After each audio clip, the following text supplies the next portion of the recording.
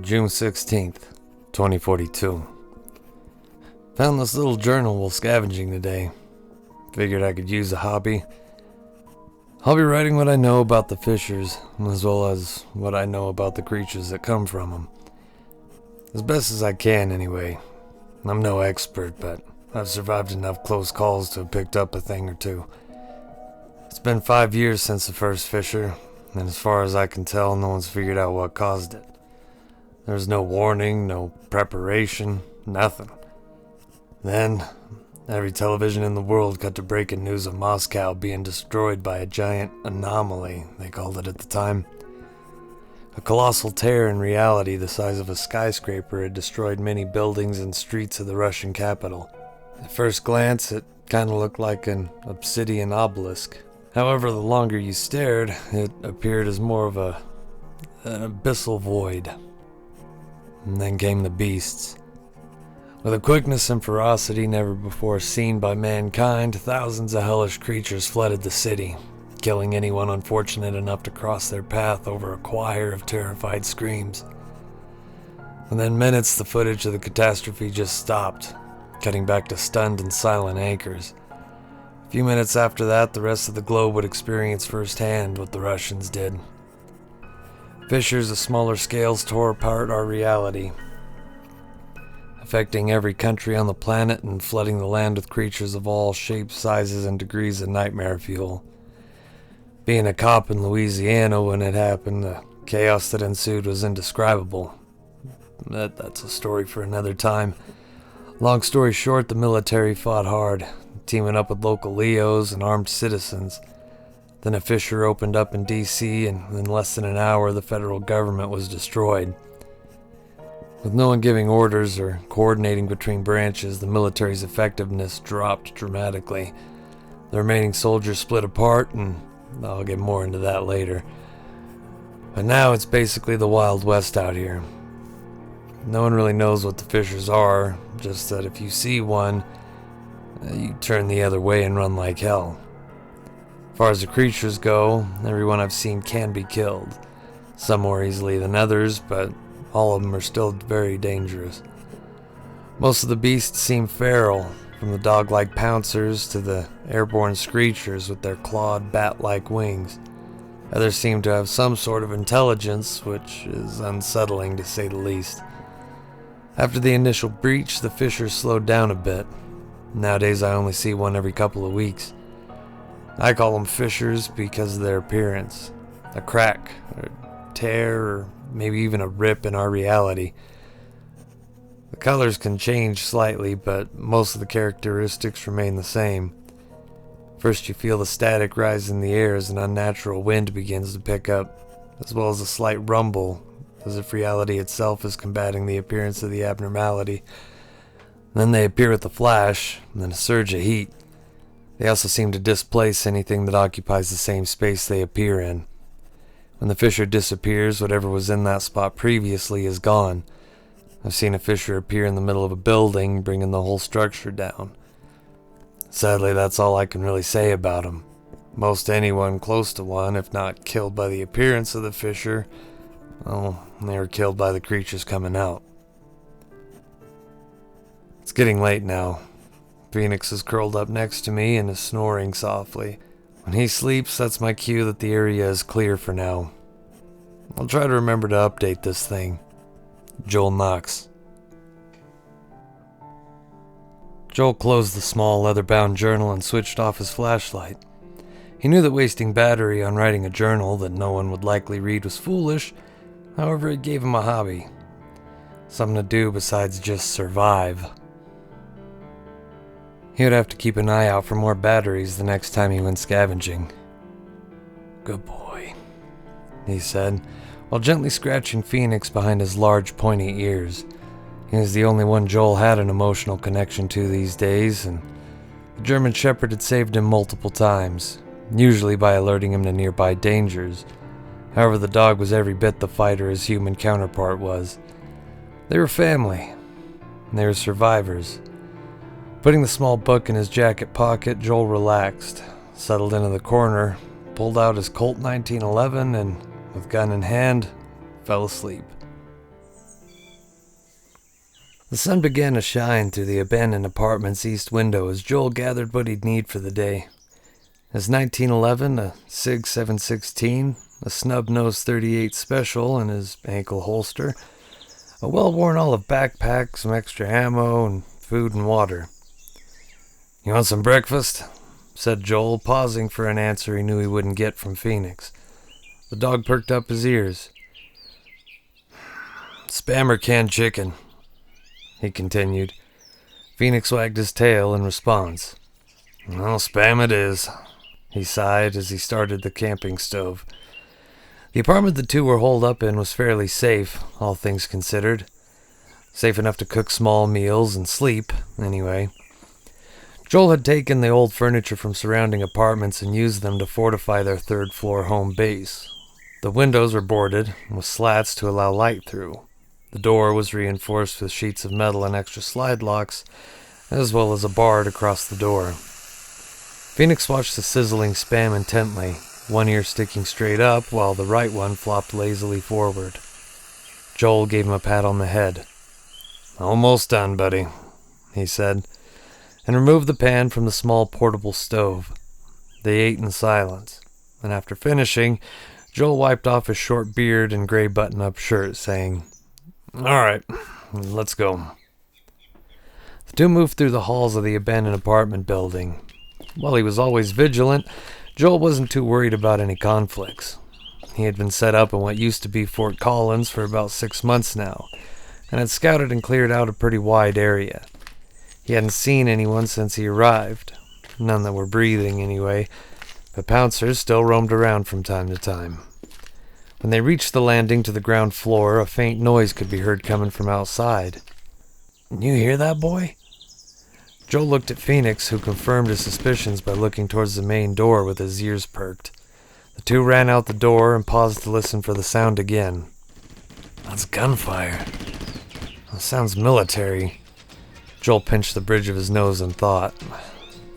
"Shit," he muttered. "All right, Phoenix, let's go see what we're dealing with. With me." And with that, the two set off across the dilapidated landscape towards the sounds of battle. "We're close," Joel panted. The pair had run for several blocks, through ruined buildings and debris, shattered glass and broken down cars. They were getting winded. Occasionally they would pass by a corpse here and there that had been rotting in the sun. These were rare, however, as the beasts that came from the other sides of the rift generally consumed their kills. "Let's get a good vantage. With me, boy." The wanderer stepped through a broken window into a storefront and began looking for a roof access. After finding the stairs, the duo made their way onto the roof and Joel unslung his rifle. He pointed at the door and said, "Phoenix, guard!" The dog stood sentry at the roof access while Joel found the source of the gunfire. Sure enough, a military convoy had attracted attention due to their noise and were under attack. The newly appointed sniper readied the rifle and began assessing the situation, putting an experienced blue eye to the scope. "Holy shit," Joel muttered, drawing in on a massive monstrosity whose focus was the now overturned lead vehicle of the convoy. He called these things juggernauts, and they were nasty. Standing 15 feet tall, bipedal, having dark red skin and what seemed to be a dark purple exoskeleton as hard as steel, juggernauts were very difficult to take down. They also seemed to hold some sort of primitive control over the pouncers, which the Marines were mid-skirmish with. Joel saw one of the Marines, a large black man, get tackled by the dog-like monster and was struggling to fend it off. Joel took aim with the SIG and fired at the attacking creature. Its chest exploded from the exit wound of the 7.62 round, and after struggling through its final death throes, finally fell still. The soldier looked around before locating the stranger that had saved him. Joel, who was former military himself, redirected the man's attention to the battle by pointing to his own eyes with 2 fingers, then pointing to a pack of advancing pouncers. The wanderer took aim at the group's right flank, where 2 more pouncers were advancing. Joel fired, striking the first monster in the head. It fell lifeless immediately. He fired again at the second, hitting it in its front leg. One of the Marines noticed this as it cried and finished off the hellish canine with his own rifle. Joel then turned his sights to the juggernaut. It was beating its large fist into the side of the overturned Humvee, trying to get to the soldiers trapped inside. Joel slowly let out a breath, looking for a weak spot to take advantage of. The joints had less covering, and the convoy's new snipers started looking for red flesh hiding between the dark armor. He fired at the neck of the beast, his bullet ricocheting off its thick shoulder plate. "God damn it," he said under his breath as he fired another shot, this one pinging off the monster's chitinous head plating. The giant turned its large head towards the source of its new irritation, barked a series of loud grunts, then turned its attention back to the battered vehicle. Joel began looking for another soft spot, but at that moment he heard Phoenix's snarling bark and he knew he was in trouble. As he turned around, he saw a pouncer had crawled up the side of the building at the Juggernaut's behest. The pouncers were the most common creatures to come from the fissures. With their hairless soft skin covering strong lean muscle and round, bulbous heads, they looked as deadly as they were. Their clawed forelegs were longer than the back, while the back legs themselves were very muscular. When these creatures pounced, they could propel themselves forward 20 to 30 feet. They had exemplary hearing, with large, empty ear canals appearing as a void on either side of their heads. Their eyes, however, were small, leaving their vision something to be desired. Because of this, they could be distracted pretty easily, but this one had the advantage. It was close enough to see its target, and launched itself forward with a high-pitched roar. Joel held his rifle sideways to block himself from the deadly claws of the creature, whose full weight crashed into him. He realized now he was much in the same situation as the soldier he had saved earlier. The creature roared again, its grotesque mouth opening in two vertical halves towards its shoulders, saliva spattering over the survivor as they fought. The weight of the monster was soon lifted as Phoenix, ever protective of his partner, tackled the thread off of Joel, biting into its putrid flesh. Now free, but with his rifle knocked a few feet away, Joel pulled his 1911 from its holster under his worn leather jacket and fired 3 shots into the beast. The creature growled weakly as it expired, as another of its kind began to pull itself onto the roof as well, letting out a mixture of growls and clicks. However, Joel saw this one in time and fired a single round into the head of the beast, which instantly fell back down to the ground below. "Ugh, fuck!" said the survivor, wiping the slimy substance from his face as he scrambled to his SIG, holstering the Colt. He again took aim at the behemoth and slowed his breathing. The brute had torn the door off the wreckage of the truck and pulled out a Marine in its gargantuan hand.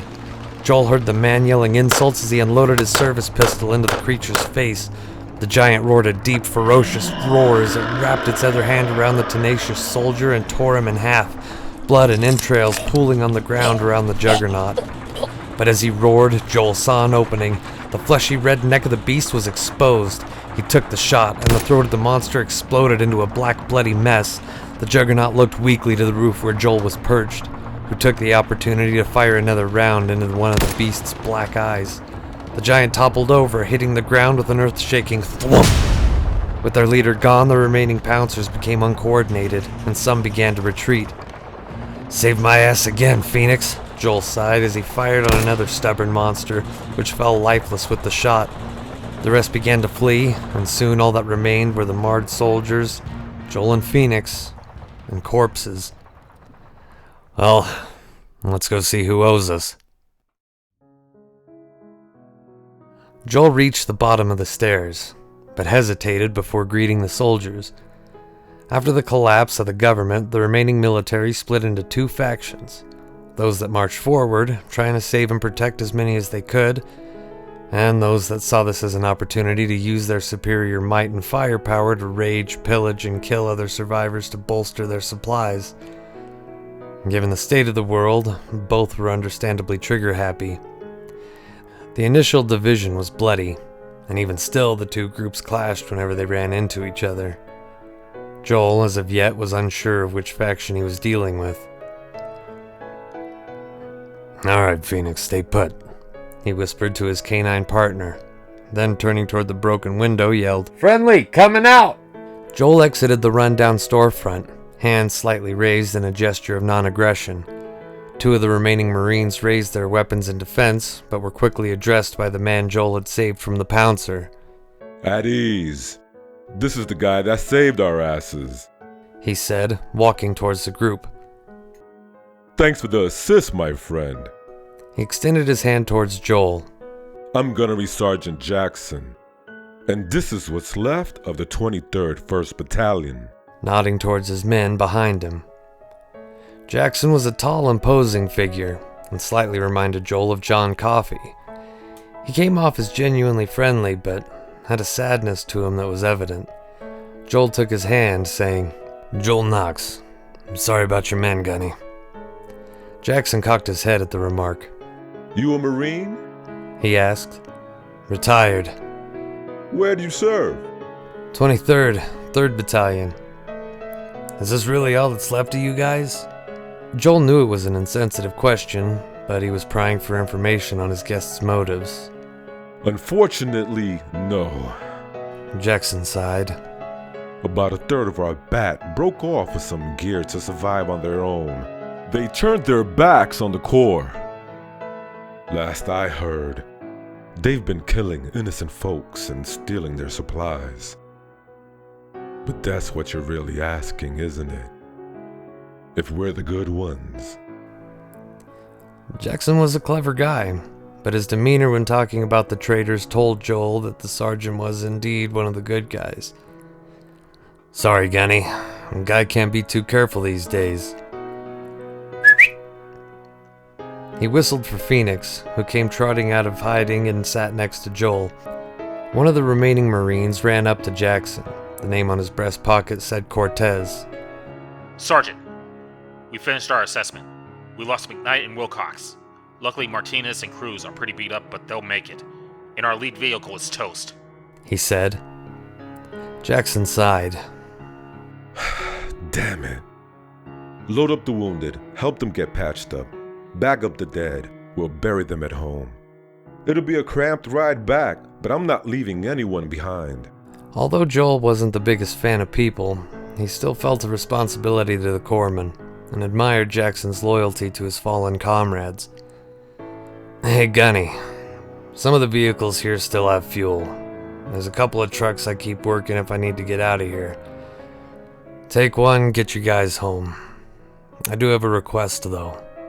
Nothing for free, huh? What do you need, Knox? Ammo. 7.62 and 45s if you got it. A couple grenades and some MREs if you got any to spare. You're out of luck on the 45 ammo. I can give you some 7.62s, and I'll give you McKnight and Wilcox's MREs. And if the truck starts, I'll give you 3 grenades. Deal? I'll go get you the truck. Hey, Marine, Jackson said, making Joel turn halfway around to look at him. Why don't you come with us? We have a small settlement just south of Pueblo. We could always use an extra gun. I'm retired, Gunny. I'm better off alone. Thanks for the offer, but I'll go get you that truck now. Joel began walking towards where he kept the truck before turning back and asking, "Hey, Jackson, you got any batteries?" Joel and Phoenix walked back to their safe house, tired from the day's excitement. Joel put away the new box of 7.62 ammo, the 4 MREs, his 3 new grenades, and a box of AA. He then made a couple cans of chicken, which the 2 ate, and laid on the floor.